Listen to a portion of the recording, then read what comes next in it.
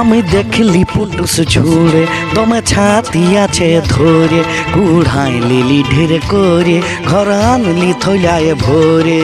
বাবারে এতগুলা ছাতি কথালে কুড়াই আনলে, ভালো করেছো ভালো করেছো। ছাতিটা ভাজগ তুই কড়া করে কড়া করে, ভাতটা খাবো আজকে আখাড়ে।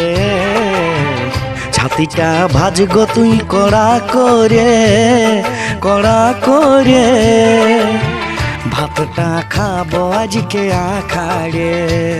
অত লাও রান্নাটা করে লি, তারপরে চাড়ি ভাত খাবে। তবে গানটা অল্প বড় হইলে ভালো হইতো, পুরাটাই শোনাইতে পারতি। শোনাবো শোনাবো, আগে রান্নাটা হইলে তারপরে পুরাটাই শোনাবো। আর বিলাতি দিবি নাই? সব কি মুড়ি ছানিয়ে খাই দিয়েছি? না, বিলাতে দিব নাই। তবে ঠিক আছে, আমি বাহির দিকে যাচ্ছি। ছাতিটা ভালো করে রাঁধবে যাতে বাহির তক্ক সেন্ট আসে। ঠিক আছে। তো বন্ধুরা, ভিডিওটা লাস্ট পর্যন্ত দেখতে থাকো। তোমাদেরকে আমি পুরা গানটাই শোনা করাবো। তোমরা তো দেখতেই পাইলে আমি ছাতিটা কাটে ভালো করে ধুয়ে রেখেছি। আর এইদিকে পেঁয়াজ কুচি আর আদা রসুনও রেডি রেখেছি। আদা রসুনটা পরে বাটিয়ে নিব। এখন আমি কড়াতে শুকনা লঙ্কা আর জিরা ফোড়ন দিয়ে পেঁয়াজটা যতক্ষণ না লাল হয় ভাজিয়ে নিব।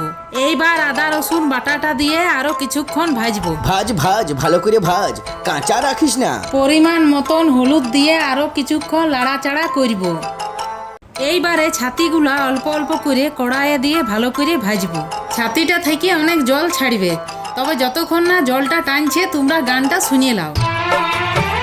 আজকে পড়িছে দমে জোরে জল, ছাতিটা খাইলে টুকু হবে বল। দেখো দেখো লাগে যাচ্ছে নকি। না না, অত সহজে লাগতে দিব নাই, ভাইলে ভাইলেই রাঁধছি।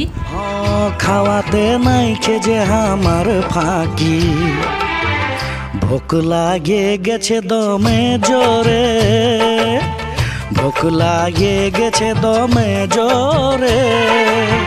আর 2 মিনিট এই তো লাল হয়ে গেল, একসাথেই সবাইকে বাড়িয়ে দিব।